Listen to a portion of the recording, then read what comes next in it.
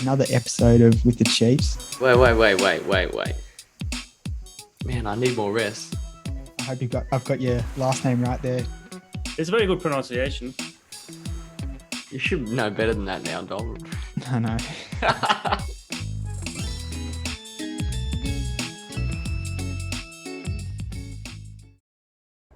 Welcome back to another episode of With the Chiefs.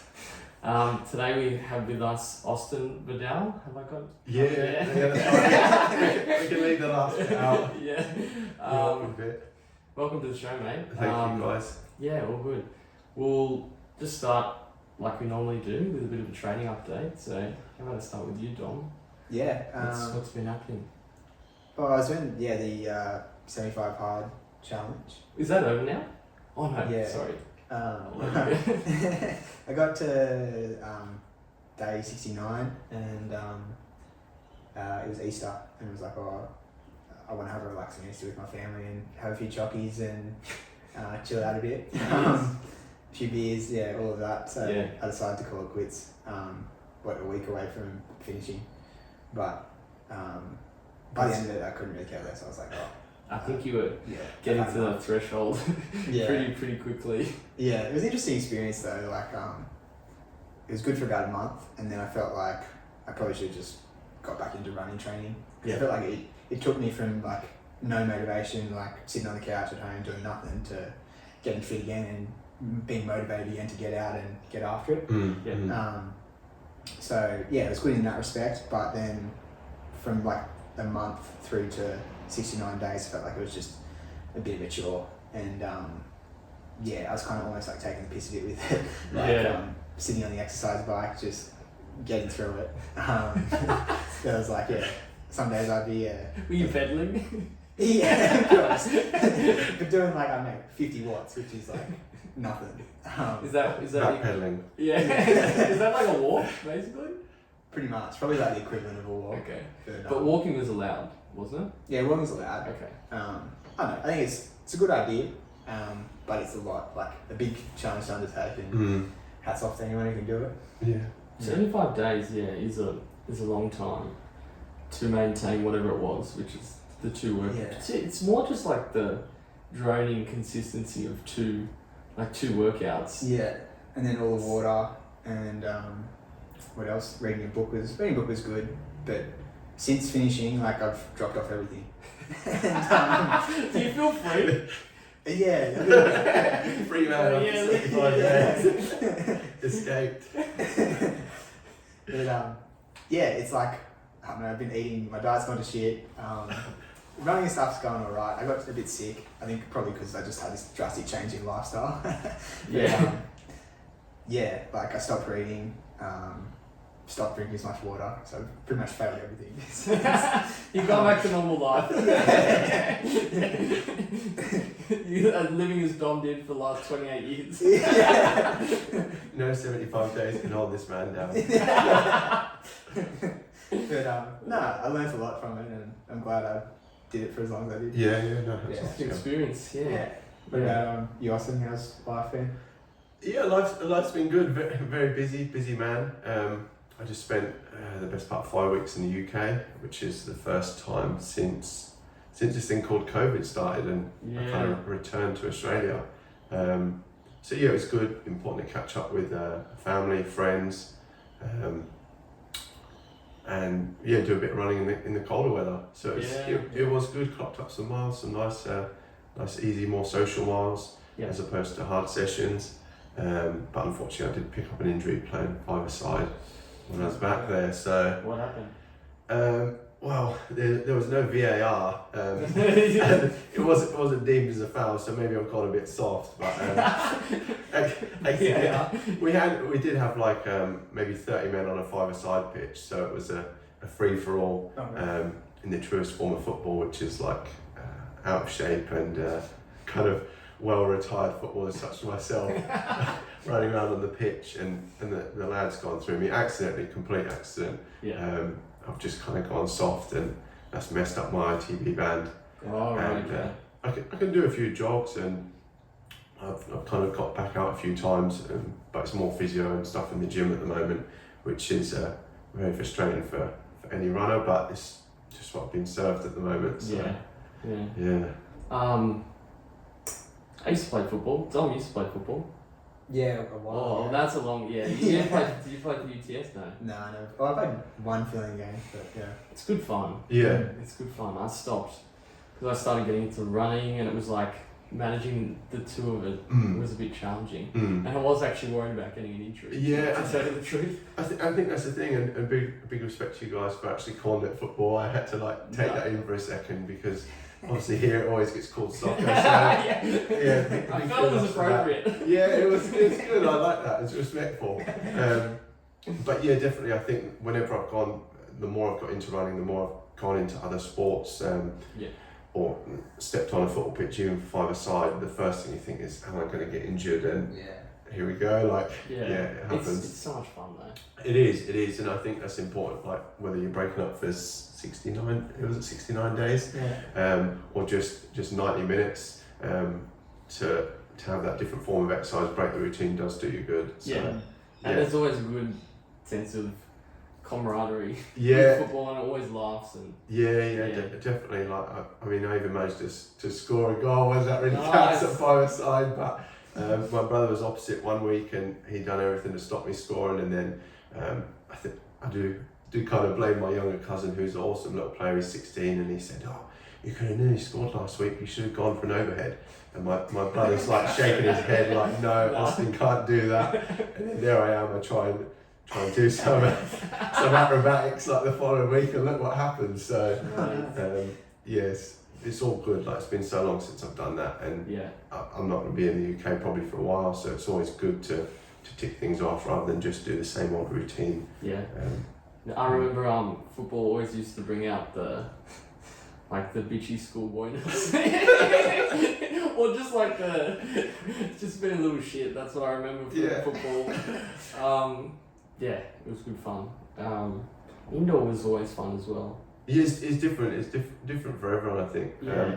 But just whilst we're here, you guys have a team. Like, who's your team? Oh, well, I used to follow Aston Villa. Okay. Yeah, but I don't watch it because of the time difference, and I kind of dropped off the radar a little bit. It's hard out here. But it was good when I was following it. More at school, which is a long time ago. Yeah, I think as a schoolboy, it's a different relationship because they're more like heroes and idols, and as you get older, it's like, geez, like, why was I obsessed with this? But in its purest form, like with friends and like that team spirit, it's really good. But some of the nonsense now is too much. Get paid too much money. It's a lot. It's insane. It's a lot. So what did you do? What type of running did you do? Anything like just easy? When I was back home, just a lot more easy miles. Like I think I'm fortunate because back there I've trained for a while, so I've managed to pick up kind of my stand in that. But I really enjoy running with other people, so it's been nice to reach out to friends and to have friends reach out to me that say, "Oh look, I'd like to run with you. Don't go too fast," and things like that. And it was really good, like because just like running with my dad, who ultimately got me into running, running with my brothers at Parkrun, and my friend Carl, who's just smashed like a marathon PB. Got to do some work with them and share tips, share advice, whether that be parenting, whether that be running, or just like recovery tips. Like it's been really good. So just kind of kept myself open because I know like everyone's kind of always got their own plan, their own system. So I didn't want to get too session focused whilst I was there, but I clocked up some high miles for myself, so it was good. But it's kind of all turned to nothing now because I can't even move. So it puts frustrating, eh? But I think it's all part of it, and we all go through it at some point. You think, I'm indestructible, I'm ready to go. 14 weeks till the next event, this is going to be perfect, and then there's always other plans. Have you had many other injuries in the past? Well, last year actually, I had fluid on my knee for a while, so I was really lucky. I managed to keep quite active with. I've done some SMC like half marathons and 30Ks. My first city to surf, first Sydney Marathon, Newcastle. So I probably got after like 3-4 years of nervous with COVID, Yeah. I then just trying to tick off as much as I could with my own chaos in my life at the time, ups and downs. So I was really active in that sense. But yeah, kind of just this year's looking very different. Yeah. That's all good. I guess I gotta go through my week, don't I? Yeah, it's me, takes what have I been up to? What I do Monday, I did sort of, I think, nothing actually. I don't have the computer, I don't know, I can't remember. Tuesday I went out to Delta session Nice. at Gore Hill. Yeah, that's kind of recently been the highlight of the week. I would say just getting out there, saying hello to everyone, getting around the oval. We did, I forgot what type, it was a fartlek. I forgot who it's named after. It was 3 minute like on, 1 minute slow, 1 minute hard, 1 minute slow, and that repeated. Oh, is that? Do you remember? Not the mono fartlek, no. No. Different it's time not scale. different. Yeah. 3 minutes slow. 3 No, minutes. 3 minutes on, like probably like 10k, Is that 5k pace. loose fartlek or? Maybe, yeah, maybe that might be it. I should know that by now. I got no idea. Yeah. It's one of them. Screaming or say, come on, Mate, that's the most. I have been pulled up before for not knowing any runners. Been like, oh, you know this runner? No. Also, I didn't know what Paris. Anyway, we won't get into that. We interviewed Ed Goddard. He's like getting ready for Paris. I was like, what's in Paris? There's a Jay-Z song, isn't there? Like, that's a reference. Is Jay-Z running Paris? Are you going travelling around that time in Paris? You're planning pretty far ahead. That was good, but I'm certainly losing a bit of like that peak fitness just from coming down in mileage. You can sort of feel it, but that's all right. You just like got to build back. Yeah, you up now. can't hold it all year round, I think. No. And naturally, like when you're competitive and want a PB, you're going to try and maintain that all the time. It's like when you step back and look at it, it's, geez, why am I trying to hold peak fitness for a whole year? Yeah, like, yeah. And it's only when you sit back in a position like this, you're like, kind of need this break, and Yeah.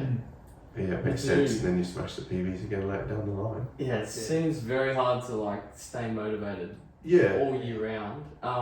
It's kind of nice to like lose a bit of fitness and then you have to build yourself back up again. It's kind of Like, I have the target kind of thing. yeah, so I've got to get back to it. I feel like I've done that like I don't know how many times since I started running. I go through these cycles of being like, oh, you know what, I'm getting really sick of this running thing. And then like a week later I'll be like, I'm gonna train for a race. Race next week. Yeah, it's really, but then you can have like, I can have a good amount of time where I just train well, and then it just gets a bit much and you come back down, but it's all, I think it's different for everyone. But yeah, I could feel it towards the end of the session, like lungs aren't as used to the session, so like sort of quit after the 4th rep because I was just going to shit. Trying to keep up with people I'm not. should be like running behind Chris Gatt, who's like clearly Awesome. a lot fitter than me. He's much fitter than me at the moment. Yeah, but it was good fun. It was good fun. So then Wednesday did 12k, sort of like steady. Then Thursday did 8k, like really easy, which is good. Then Friday did a session, 3x3k. Haven't done that for quite a while. Just around the bay with Chris again, Justin from Delta, Adrian came down, one of our friends. Okay. Who's struggled out there, but he gave it. He's getting back into running.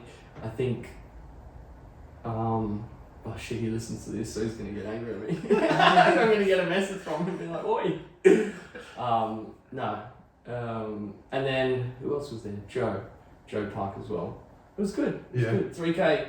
We took it a bit hard. I think it was sort of simulating a 10k race by the end of it. So the last rep was like having a good go. Then nothing. Sunday, still haven't run yet. Might get out after this. Yeah. After we record Not this. still young. Yeah, yeah. I don't know if I'll. It's always hard to get out after in the afternoon or in the evening. But, Especially if you're on a routine, like more of a morning runner. yeah. But yeah, sorry, I felt like that was in classic fashion a bit long-winded, but It's good. You got there. yeah. So it's been good. I think. But yeah, I need to get out this afternoon. Yeah. Anyway. I'd love to join you, but Yeah, you sound like you got a bit of I'm sat here like, I want to go, I want to go. You're more than welcome. I think, yeah. Be good for your confidence, you'll leave me behind. Yeah. Anyway, we normally, just go into like, how did you actually get started with running?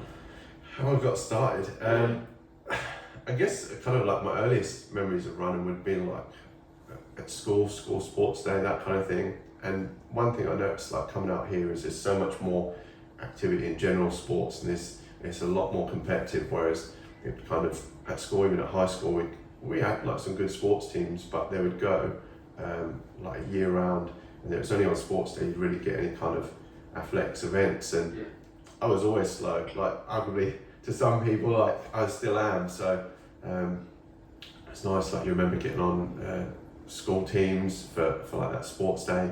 I can remember doing 1500 because no one else wanted to do it. Had my brother and my cousin like smashed 20-30-year-old school records.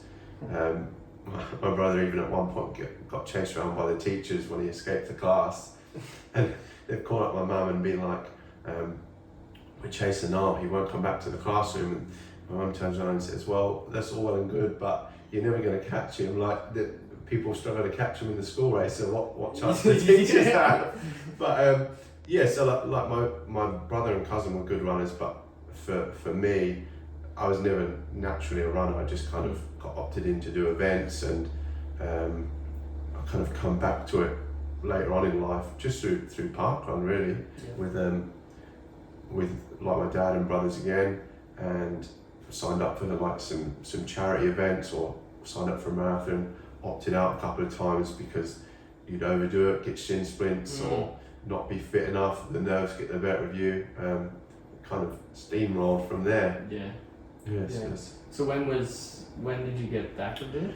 Back into it, I think I'd have probably been, if I'm 32 now, I'd have been 20, 25, 26. Okay. Yeah, so later in that aspect. Yeah.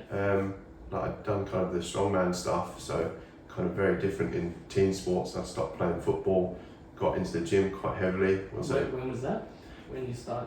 The strongman, I was probably like 19, 20. Okay. So I was working security at the time, and the two things kind of went hand in hand. Yeah. Was gym. a bit, Gym and security. yeah, and everything else that goes on top. Yeah. So I was a big puppy, but again, like I competed, I got in good shape for that, stripped some weight off, so I was big and fit, managed to pull a truck, so I could move. I certainly wasn't the strongest, but I was. Pull the truck. Yeah, I was working hard. If you pull the truck. It's all relative. Certainly now I couldn't do it. I kind of stopped the strongman after that event, and got quite unhealthy. Couldn't maintain the physique. Didn't do any activities, but had this awesome appetite for food, and then bad foods, bad habits creep in. A couple of drinks here and there, a couple more. And then that's where parkrun started. So it was in that transition stage, just to do something healthy, and again, like socialise, be around people in a healthier environment. Yeah. And you realise like how much easier doing parkrun is when you're not hungover. Yes. You did. Yeah. What did so how long did you do strongman for? And I'd say it's probably like 4 or 5 years, like from the start of just kind of going as a skinny kid and swinging weights around, to then learning to do the movements properly, the lifts. Like it was more kind of bro science and pro science, just that work ethic of working hard. Like I was in a really good gym, kind of good community, and a lot of older guys that were kind of like mentors, both in the gym and outside, which I think is so important for young people. Like go on different trajectories, and you look at kind of the stats around, whether it be Ipswich, London, Sydney, we can all take different paths. Like from school sports day, you see some great athletes, and when they're not navigated and they kind of go off track, they put that energy into the wrong things, and that really helped with me, like just to keep me on a focus. And like that brought something out. I think I've always been motivated to train, whether it be strongman or running or boxing, CrossFit. So I kind of went there for 4 or 5 years. I was going to watch other shows, like just all about strongman at that point. Whereas now, like, I love it. I'm respectful of that time in my life, respectful of the people that do it, but just have other interests now. Yeah. What was the routine like? If you compare it to like we can't really compare it to a running league, but like as in, what was the general? Yeah, I'm trying to think. Like just generally, like kind of the core habits were just eat and eat. And I used to, and then train on top of it, which I think in running is the same, where we kind of get the high miles and that, but it's learning when to let your body recover. Yeah. And I think that was the biggest thing I learned when transitioning from strongman to running. It's like, you're always getting injured. It's because you need to recover better and probably a bit more. So I think you're always lifting something heavy, whether that be kind of lower half or top half, and then maintaining stuff in between. But like some of the routine as well. I can remember when I didn't have access to a gym, or I was kind of having to work a lot more, especially starting out. I used to use the wheelie bins, we call them, as squat racks, which is kind of very Arnold Schwarzenegger or Rocky style. I can remember being out there in the snow, and then like you'd hear different tips, like some real old school tips, and one of them was blending up tuna and Coke for the protein, and then for like the sugar hit. So what? As opposed to raw eggs, I would do that, and I advocate even now, if you're a serious runner and you want some protein and sugars afterwards, then give it a go. So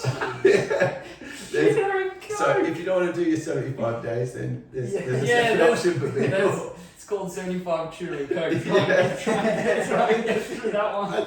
If you do, it's just again like just okay, not the best habit. Like we've got other ways now. Again, it's going that extra mile, like getting yourself out of bed to do a workout in the morning, or in the evening after a crappy day, whether it's just a mile or whether it's to squat 200 kilos. There's always it's the base habits that get you to that next stage, and there's a little bit of that in everyone, I think. So yeah.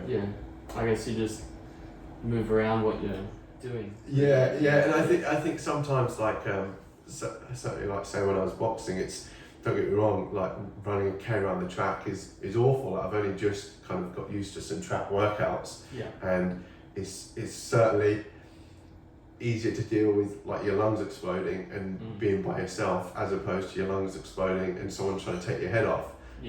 So it's like choose your hard, and I think as I got older I got a bit smarter with it, and I'm like, I can just walk off to the side if I don't fancy this rep. Whereas you might get your head kicked. It's a bit different. When did the boxing sort of phase start? I guess I was a heavyweight with no hands, like at that point when I kind of stopped the strongman, kind of got into park run. I had some friends that were boxing in a really good barn, again, community. Like we had a good little group, like a mixed bunch of guys and some really talented guys, and kind of done that as a kid as well. Like you see a few lads from all aspects of life, and some of them have done really well, like Fabio Wardley from our town. He's gone on to heights. We've got Jordan Warren, we've got Arnold Allen, who's fighting the UFC this weekend.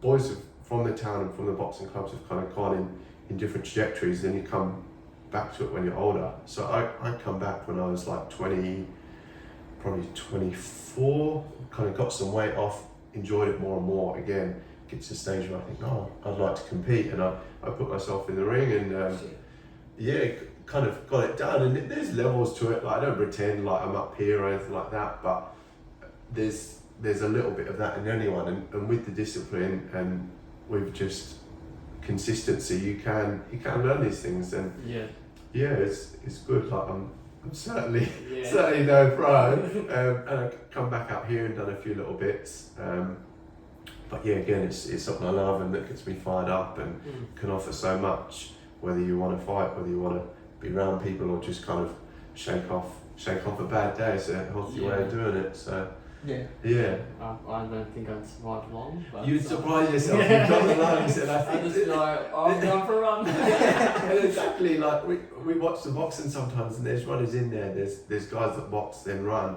and again, like say Scott Ramsey is one of the best runners from my town.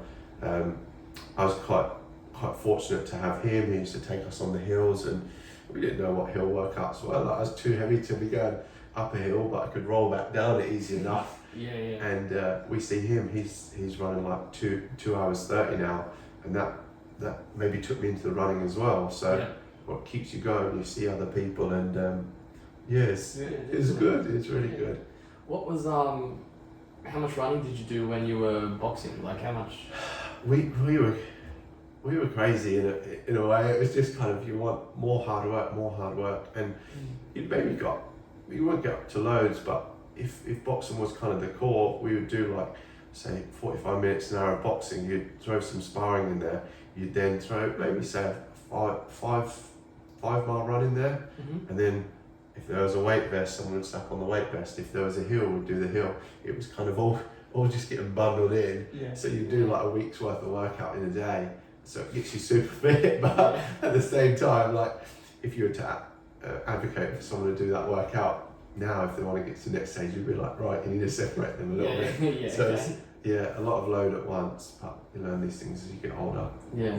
It's pretty crazy with boxing though. It's like you're preparing yourself to fight against someone else, so you've got to be like at the top of your game. Whereas like you need to kind of just train as much as possible so you can be. Yeah, no, I think it can be dangerous because you always want to get fitter, and there's different aspects. So I think a lot for the boxing, you need the running for your fitness, for your mental, for different layers. But you see so many great boxers, and then they'll go and they'll do the completely wrong run. I think certainly as runners, you'll sit there and you think, why on earth are you putting a weight vest on now, or why are you not just doing a track session and doing a track session properly? You can just tweak things slightly, and that will get out better fitness that's more relative to the sport. Whereas I think certainly when we were doing it, it was just hard all the time. We did have some great social runs, but it's just tweaking it. Interesting. Yeah. And then I guess like after boxing, CrossFit, I guess you mentioned as well. Yeah, so CrossFit come in whilst I was here. So I kind of I've been comfortable around gyms. So as much as I ran, I'll go through stages. Certainly, when we had the lockdown here, I ended up back in the gyms quite a lot because I'd seen everyone in the UK who kind of wasn't able to run during the lockdown, and here we were kind of behind on it, so we weren't seeing it till our winter came, and I found it very hard, kind of like emotionally and morally, to be out there running whilst your nearest and dearest are going through a completely different experience. So it was strange in that sense, and then kind of we'd come out of the lockdowns and I wanted to be around people more, and being out west I hadn't networked in the same way for some time, so I found myself quite isolated. So kind of going back into the gyms and going to a great CrossFit gym on Wetherell Park just opened me up to some new skills and got myself to push in a different way, bring out some of the strongman lifting and just getting the lungs burning. Yeah. So it was good, and I'd struggle with the weights. I'm nowhere near as strong as I used to be, if at all. And then they'd see me run and they'd be like, how do you do it? But again, I think because you'd been able to control your running, you're like, oh, this is 400 meters. I haven't got to do a 400 meter split, so I've just got to manage my breathing for a couple of minutes and you'll be all right. And it's, again, just using that skill to make it relative and not trying to run a 400 meter PB, just trying to control your breathing. And luckily it went a little bit quicker than everyone else who's just beasting themselves and they've got arms out here and I've only got my skinny little body to move along. So it was all right. Yeah. But really good. Yeah, good stuff. Yeah.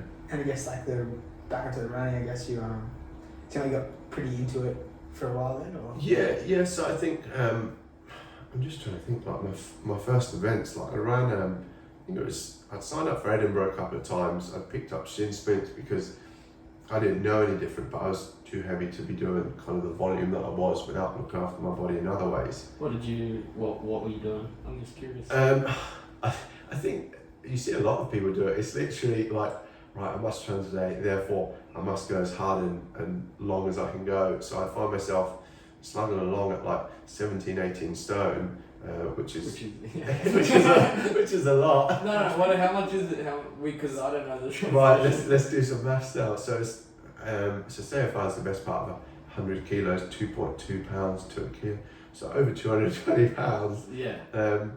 So a fair bit. I was a big puppy at that point, and you'd slog along, and again you'd be wearing the wrong clothes, so you'd get chafe, and you'd then be caught out in the cold, so you'd be dehydrated as well, like in the middle of winter, and then you'd run out, which is I'm not going to say make up the distance, but let's say it was 5, 6, 7k, which might have been the first I've ever ran, and you'd get out there and you'd be like, oh crap, I can barely move, and I've got to drag myself back.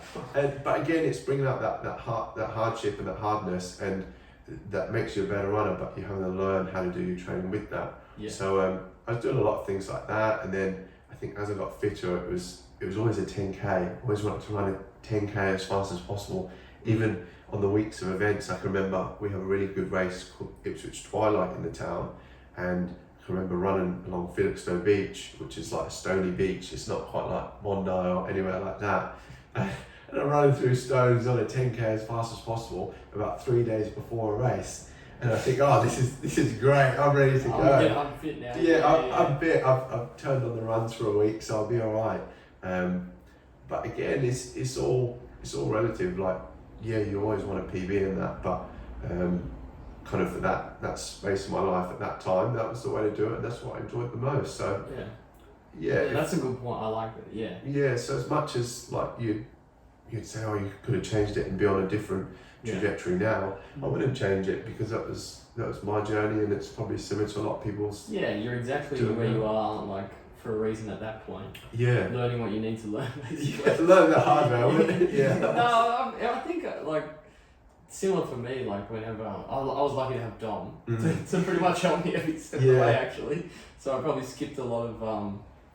Actually, I would have skipped shitloads. He started in that invoice for all the training. He's still adding to it. Still trying to turn that up. I got the classic, like, I don't know if it was shin splints, but just your legs adjusting to mileage and stuff like that. But yeah, you just learn all the little things along the way, and just have to tweak and learn where your body's sort of taps out at. And like you said, I think it's really is just gradually building up to it. It's, without all those little getting caught out and stuff like that, you never really learn. No. Yeah. I think I'm still going through it now at times. Like I said, even last year I was lucky to do all the big events, but I think because I just chucked them in all at once, it's like, oh yeah, this could have been done so much better. Well, I'm still sorry. I'm disclaimer. I'm definitely still learning. I mean,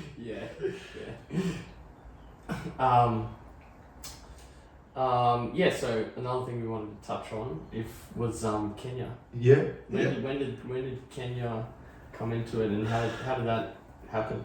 I'm trying to think. Like I kind of I was working at the time at the port, so I was kind of driving like cranes on top of the stacks of containers. So again, like I'd run to work, which was like a half marathon in itself, in all sorts of weather. Do 12-hour shifts and then slide back again. What's that like? It's all right because I'm not working there now, so I used to be able to get a little nap in. So it was good for recovery. But they know guys do that, and yeah, so like for training, it was quite good if you got a few hours kipping at work. Like it was perfect kind of athlete lifestyle. But that again, it just adds that character, adds that toughness, and you kind of learn off that. Yeah. So I'd switch between there and biking, and swimming as well, like off the back of night shifts. So I kind of do all them different things, and I wanted to travel more just to get a break from kind of the routine and the industrial work. So I'd go away to just wherever I fancied. So I can remember going to Rio Carnival. I can remember seeing kind of family around the world. I'm lucky to have family in Peru and America. So I just travel more and more. If I could get to parts of Europe for a couple of days, I would do that. And then just kind of got a hunger to travel and realised that that was me in that point of my life. And I read this book called More Fire by Toby Tanza and thought, yeah, there's a little bit of me in that, and I'm going to give this a crack. And I kind of booked in with a training camp. I reached out on a very early Instagram, like 6-7 years ago, to a guy called Miles, who runs GEF Foundation out there, and works with a lot of kind of top end Kenyan runners, and they advocate for kind of taking children from hardships all the way through to university. So they'll support them and the families, make them sustainable, and then give them a platform in life as opposed to just handouts. Yeah.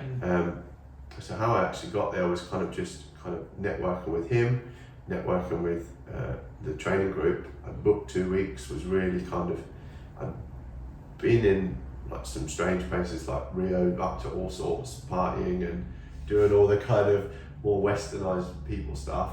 But then as I got there, I realized I'm there for a different reason. You're there to train, you're there to take up kind of opportunities and stuff that people are asking you outside of running. So as much as it was a running trip, it done so much more. Like I stayed for 3 months. Miles helped me network within the community, help some of the projects that they're doing, and I'm there and I'm thinking, well, I'm just me, like I'm no different to anyone else, but for the people that I met, you're bringing smiles to them just from kind of going around their house, from sitting down and eating with them, from sharing like life stories, and they've done kind of so much for me in return and helped me shape into the person that I am, whether that be good or bad.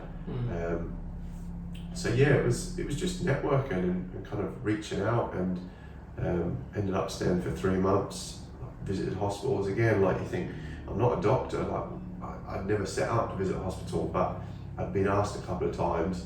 And when you go there and you see kids in all sorts, from abuse, from I don't want to say too much, but anything and everything, and doctors are taking you into them rooms and they're having bandages changed, they're in extreme pain, they don't have the same medicines and that, and the parents, their faces light up, the children's faces light up, even just for a second, and it's just literally from being present, from kind of showing like a human side from a part of the world that they don't always get to see. And yeah, even now, like, gives you chills. And I think as a runner or a human to another human, I advocate for anyone to go out there. There shouldn't be a standard that you need to be a sub-3, a sub-230 runner to get out there. You should go there for both sides. If you get injured like I did out there, then there's still so much to do. So you got injured? Yeah, because again, like, you've got all this running, and you've got a gym there, and I thought, oh, this is going to be brilliant. Like, I'm running in the morning, I'm gym in the afternoon, then I'll run again. And I was living with a guy called Tyus, who runs for Denmark. Again, like, Tyus went on to the Olympics, and I didn't know what training splits were, I didn't know what track times were, I didn't know anything. And Tyus is like saying, Austin, you're running too much, you need to rest. And on a personal basis, kind of 40 miles a week for me was a lot, because I've not been running long, whereas Tyus is smashing out, like him, and you've got people like Sanjay Mohan, who was like the European champion out there. Julian Wonders, they're doing hundreds of kilometres a week.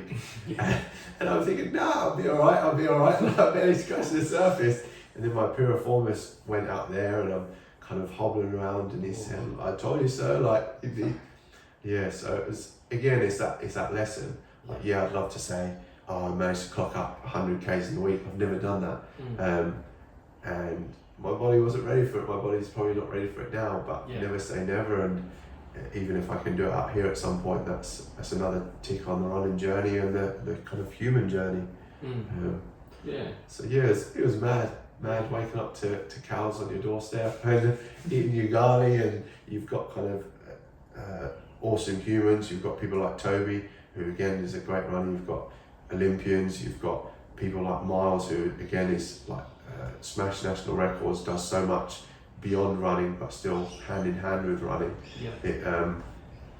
You're just inspired wherever you look there. And the Kenyans themselves, they go through so much, and they're still smiling. Like it's insane. Happy people. What was where did you, who were you staying with, or were you staying with different people?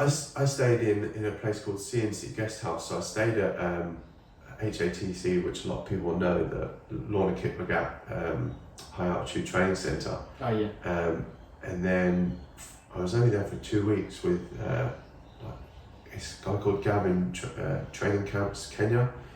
So I kind of stayed with them. They'd kind of show you the routes, they'd show you around the tracks. You'd seen so much going on like a running level, and then I can remember like you see one of the Robertson brothers on the long run. You see him like a whippet. He just jumped out of the bush, it seems, and kind of goes flying along. Yeah. And I know more runners now, but I can remember watching the original documentary with him about when they first went out there and kind of they opened it up to the Western world.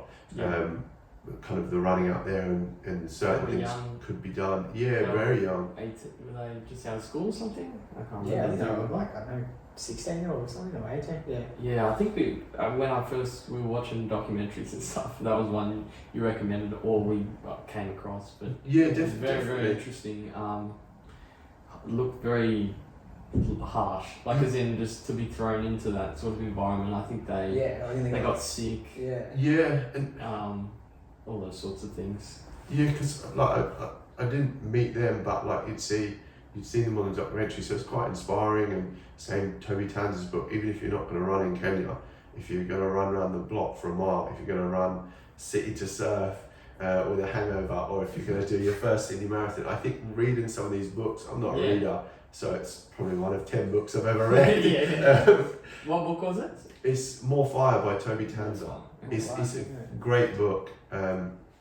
Again, Toby's like built, I think it's Africa's biggest hospital, so it goes, he's an awesome runner, and he goes and does that, and you're like, geez, and telling you all these stories, so it's good. Then you meet like Brother Colm, and you see all this, Renata Canova, you see all these faces out there. Yeah. There's a famous coach. Yeah. And it's just insane, absolutely insane. Yeah. What was the overall routine like? Routine. Just from like a general life, like day in the life sort of. General life. So I think kind of there, you'd be up early, always early run, and I think sometimes you do your kind of shakeout run. So it might be say 8 kilometers, get some hills in. Hills were kind of the essential thing up there. You're constantly hitting hills. Yeah. I think now being in Penrith, we've got the river run, which is great. It's probably like the bay run, but there's no hill. And hills pay the bills. So kind of without doing them, it's all nice and pretty, but you need them, and I try and go back to that each time. I think what kind of makes out there and what makes a good kind of training base, you can try and replicate elsewhere. You can find your Kenyan hills wherever you look. You've just got to look up a lot of the time, and it's not always pretty. Find some altitude as well. They've got them air locker gyms, maybe. Yeah. Where did we go with Otto that time? Oh, Oberon. Yeah, that felt. I know that's nowhere near, but was there some altitude? Surely it was a bit. Maybe Just based on Dom's face, that's a no.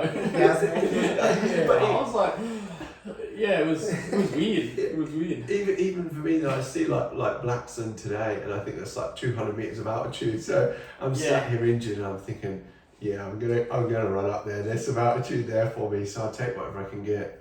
But yeah, so we'd get out early. You'd come back, have breakfast, and then you'd hit your session. So you'd hit a session a couple of times a week, kind of later in the morning, and then easy miles in the evening. Literally a shakeout. They do it slower than anyone.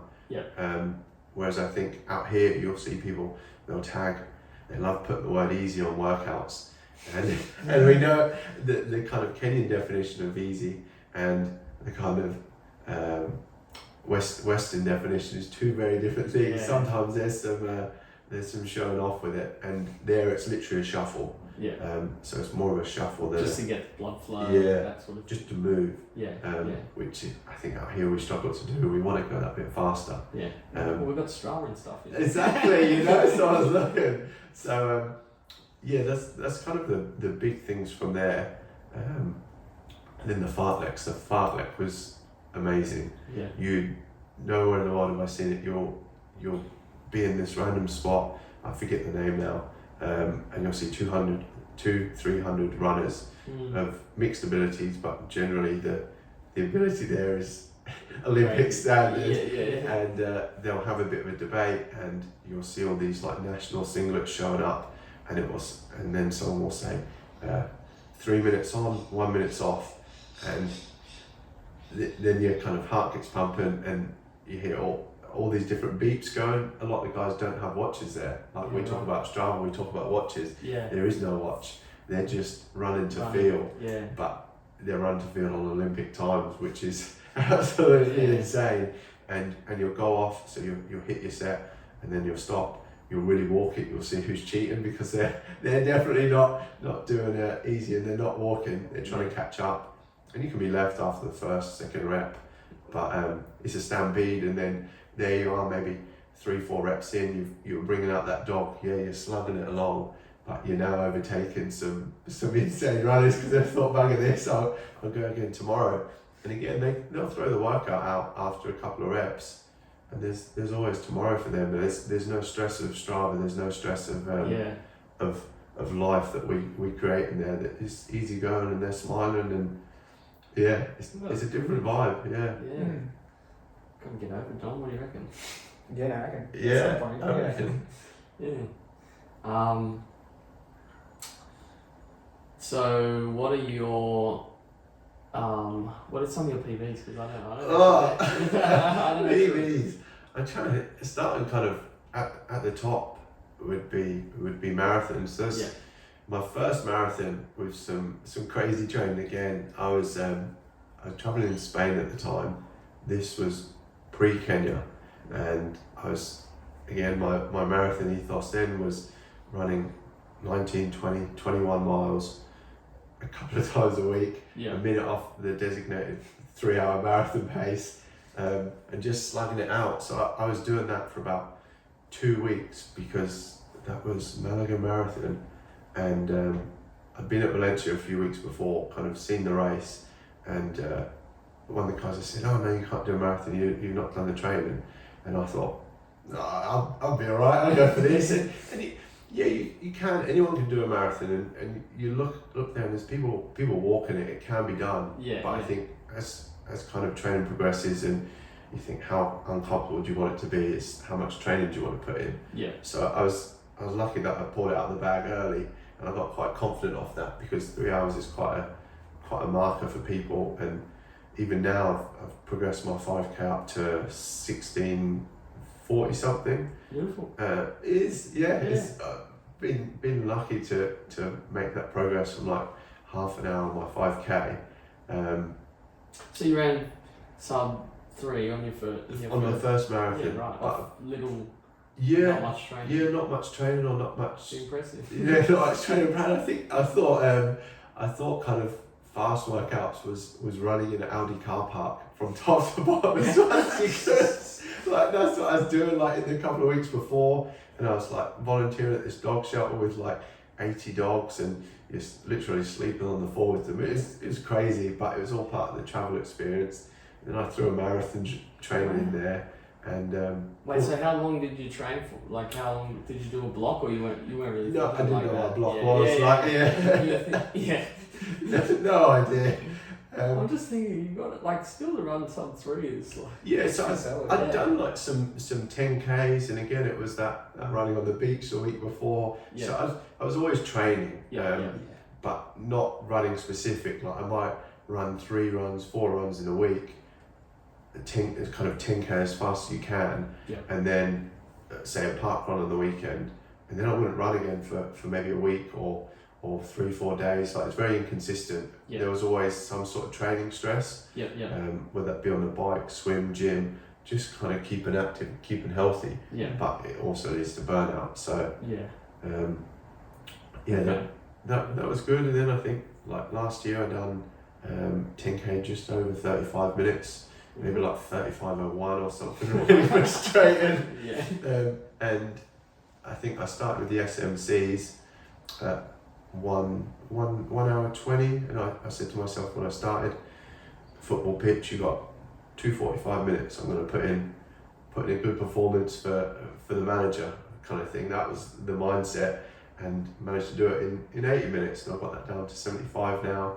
Brilliant. So yeah, kind of they're just above that kind of next stage. So it'd be nice to pull them under.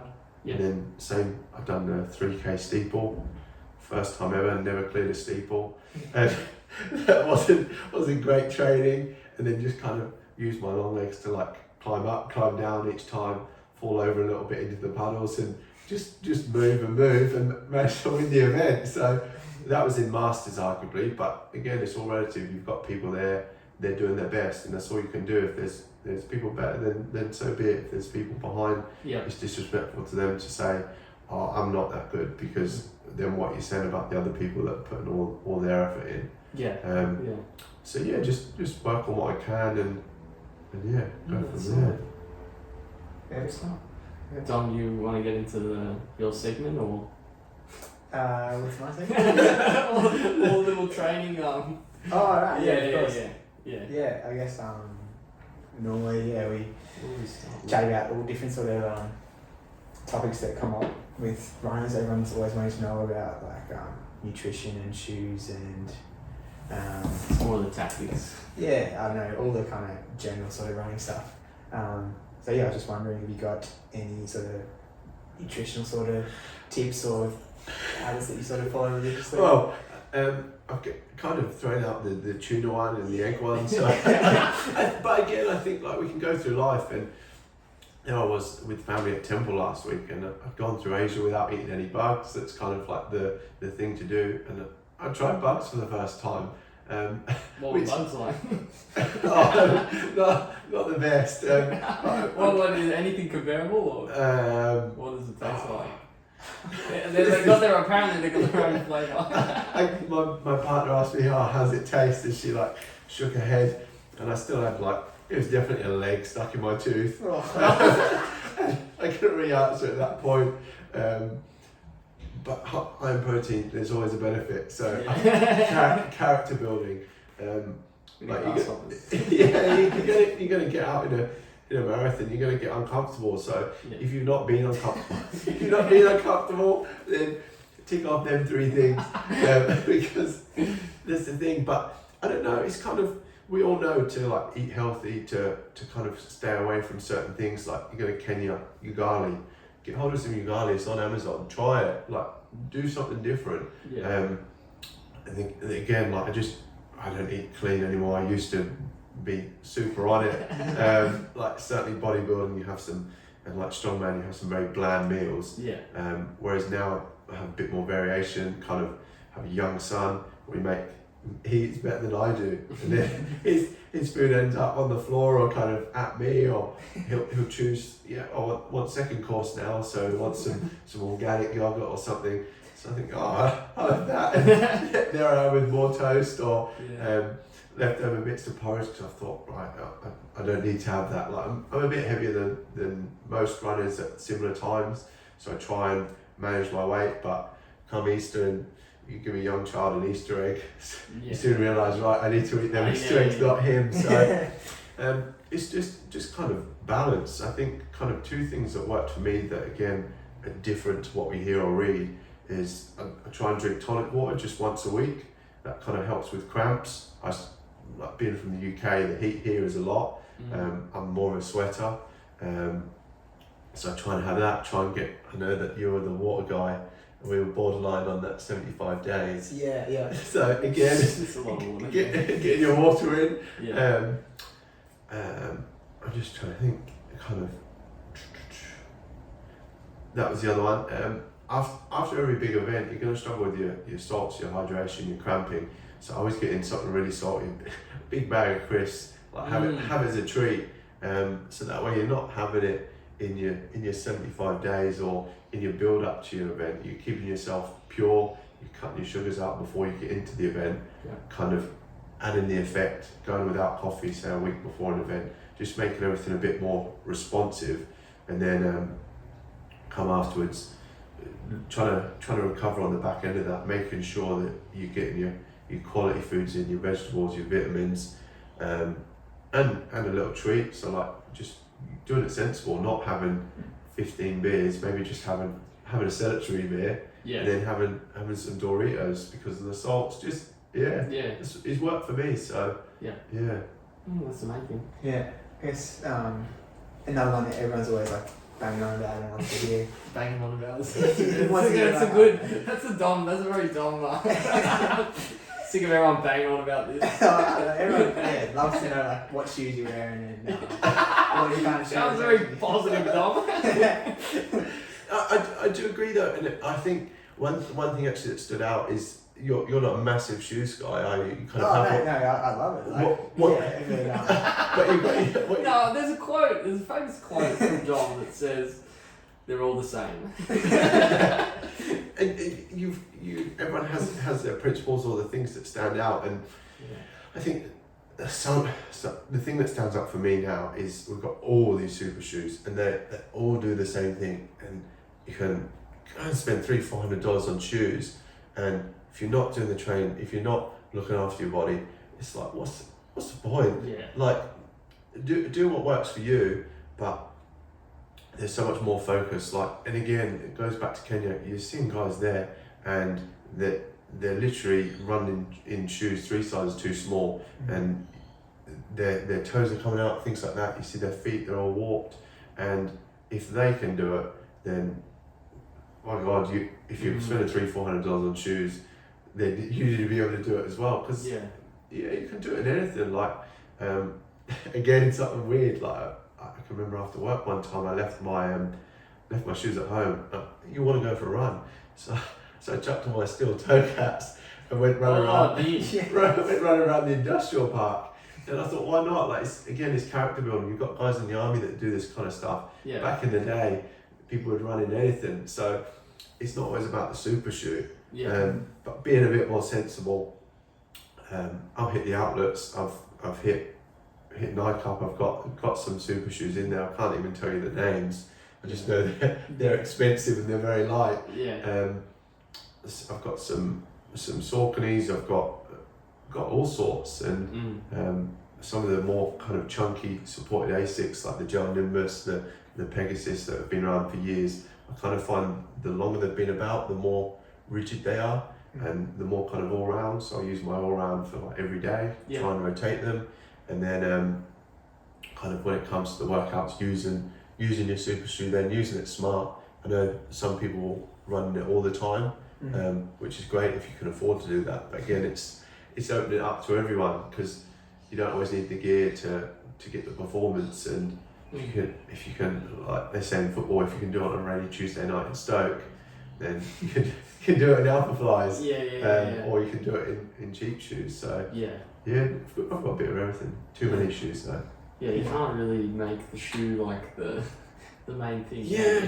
Yeah, like it certainly helps. Yeah. It certainly helps. There's no denying that. Like Yeah. I've run in super shoes and there is a difference. Yeah.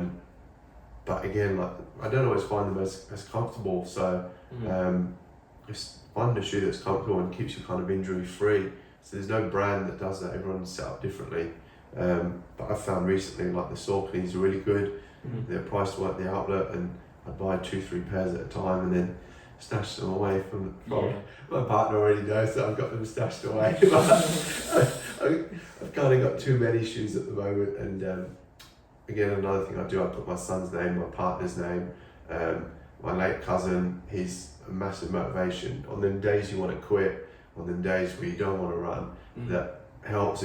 This goes back to the Toby Tans and the More Fire book. You use the things to create a fire in here, and then channel it correctly. Channel it through your running, whether you run a mile in the evening because you've been out the night before, or you're trying to run a PB and really set the place alight. Even if that is 60 minutes for a 10k, it doesn't always have to be top end. It doesn't always have to be in Alpha Flies. It can be in whatever you got. Just put it out there, Yeah. I think that's a good tip. Like giving yourself your own little bit of motivation, Yeah. making riding something on your shoes is. Yeah. I think I'll take that one. Yeah. I'll be worried if I see my name on the shoe. Must be. Yeah. Must be. Yeah. Oh yeah. That's an easy one for you, Dom. Not worth putting on the shoe. I guess like probably the third one that everyone's Banging wanted on to the know bell. about Banging on the bell. is running gear. Like, is there anything else that you absolutely swear by? See, my partner will be there too. She'll be like, how can you not have mentioned these? Like, have like rituals in the evening. I always get my gear up the night before. I have my stuff in the car. I've got my wet weather gear. I've got my dry weather gear. Have some. I buy some awesome stuff from Top Price. I get some other stuff from Outlet. I've then had like my dad. For me, I'm not with him to run every day. And we don't have people around forever, so he's kind of given me some of his old event shirts. I run in there more than I run in the latest gear. And like, it's an old scraggy shirt, or like a shirt that he got from an event that he doesn't want to wear. That is kind of, for me, it's motivation. Like, I'd have again, like, he ran Valencia Marathon. He got me some socks from there. Don't use old socks, but he gives me them, and That's a dumb thing. and I'll put them in there, and I knew every morning, like, when I see that there's someone else out there, there's someone in your corner, and you just see that as kind of motivation. So you get out, and if the session gets cancelled because it's raining, you're still getting out there, you're still doing it. So again, it's finding gear for different reasons. Like, obviously I'm a sweater, so I'll try and run in a vest. I'll try and use my sunblock.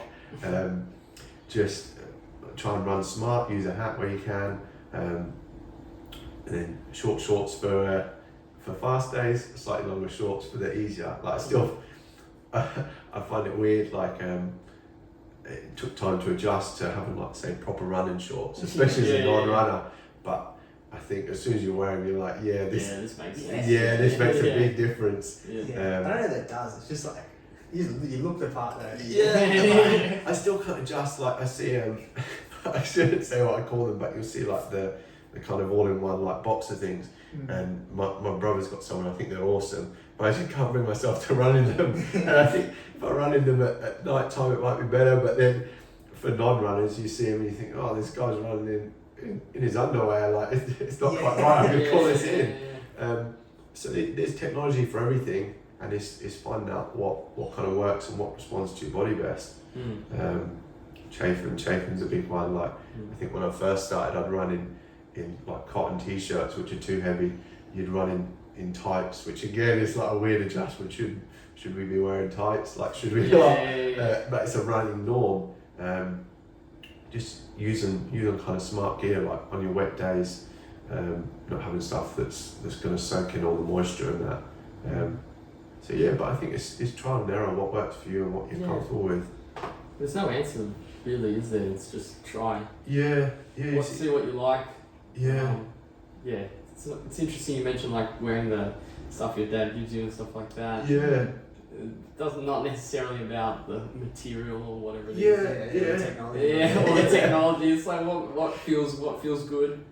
Like I'll run again. Like I always get people do take the mix, so this is a bit of a thing that I can kind of give back. But obviously everyone says, "Oh, football's soft sport," but I always say about the shorts over here. The shorts are shorter, so kind of our footy, we play in men's shorts, whereas the footy over here, they're still men's shorts, but they're certainly shorter. So I like to have a bit of fun with that, but I love running them. I think they make for great running shorts, and certainly being out in Penrith, like that's my team. I was happy to take on the when my son was born. They said, "Oh, he's a Panther. There's no two ways about it." So I was like, "Oh, Panthers winners, like, good team. We're in Penrith, like, I'm jumping on this one. I'm not daft." So, but it's good. They do a lot in the community. There's a good community feel with that. So I want to wear like my Panthers kind of shorts for him and for the area I'm from now, and then I'll wear like an Ipswich top because there's many sides to me, or like Peruvian, so that way when my family from that part of the world, they see a running picture, it's not always about having a nice expensive Adidas singlet, which I've got. It's sometimes what other people can see, what the other message is in there. So yeah, there's. I like that. Yeah, it's nice. It's like running without the watch sometimes. You just Yeah. you just do it. Yeah. You still run. Yeah. Yeah. Well, that wraps up that segment. Yeah. That's the first time we've called it a Stuff segment. people bang on about. I do bang on. That's the new segment. Stuff people are banging on about. Get on with it. Exactly. I think that's the message behind it. Yeah, Come on, you're running anything. That's my training talks every. Yeah, get on with it. Yeah. But again, it's like one thing I heard before is like no one cares, work harder. And that can be like I sat there at times and I felt sorry for myself, and it's like when things get tough or isolated, we got some great people out there, but they can't always be there for you. We can't always give you a pat on the back or a kudos or whatever it is you're looking for. Sometimes you just got to get on with it, because the world can be cruel, and a lot of people don't care about runners. Like if you want your watch to keep going and you expect the car to stop, they don't care about your start of time. Like you just got to work harder. And you gotta be doing it for yourself, I guess. Yeah. At the end of the day. And then you got any last? What do you reckon? No, I guess wrapping up. I guess. Do you want to mention anything, or you good? I'll throw one last funny story. Go. I think like when I kind of went through Asia, that was a unique experience to run, and I know a lot of people from here will head over to Asia. So again, for me, I've kind of been in Kenya, been exposed to all this great running. I've been injured, but I was like, no, I am a runner now. I need to keep this going, because I realised what the community and people were about, and how much that brought and can give back. And I kind of won my first park run out there, but again, there was no one out there, and it was kind of a weird feeling, because you'd work so hard to get to that stage, and then I think it was barely sub 20, which isn't necessarily a winning time for park runs, but I managed to kind of fluke it, and there was no one there to kind of witness it, but it was a strange feeling. And then you kind of realise as time goes by, winning like say SMC or community events is really cool, but there's so much more than winning it. PBs are great. I still want a PB, but again, there's more stuff. So like going through Asia, I'd rocked up one time and I see this event and I think, oh, let's give that a go, let's see what's happening. And I didn't have anything with me. I'd gone for a jog in long shorts, non-running gear, and a random vest. And the guy said to me, oh, I'll pay your fee, no problem. This is in the middle of Vietnam. I tried to run home to get the money to give back to him. Got lost. Again, no one cares. Like, oh, the crazy tourist, like running, why is he running? And I got back to this race, like barely made the start time. And within the first lap, I was smashing it. I was like, what's going on? And I said, this is the race. And they're like, yeah, you're doing good. Like, go. And I thought, nah, this can't be right. And I'm geeing up this crowd. And you'd done it was like four laps. And on the last one, I really got the crowd going. I kind of finished. And I thought, I've won. Like, this is, it's like Mr. Bean. And next thing, there's like 200 people on the finish line. There's like 4 or 5 big video cameras. You've got photos, you've got presentation, and newspaper articles, and it translated basketball player wins race. I'd been given like a set of scales and all these random prizes that I give back, because I was backpacking, I didn't need them. I told people back home, I made like this big Facebook post, and it was like absolutely nuts. But again, it was cool to win. It wasn't a PB or anything.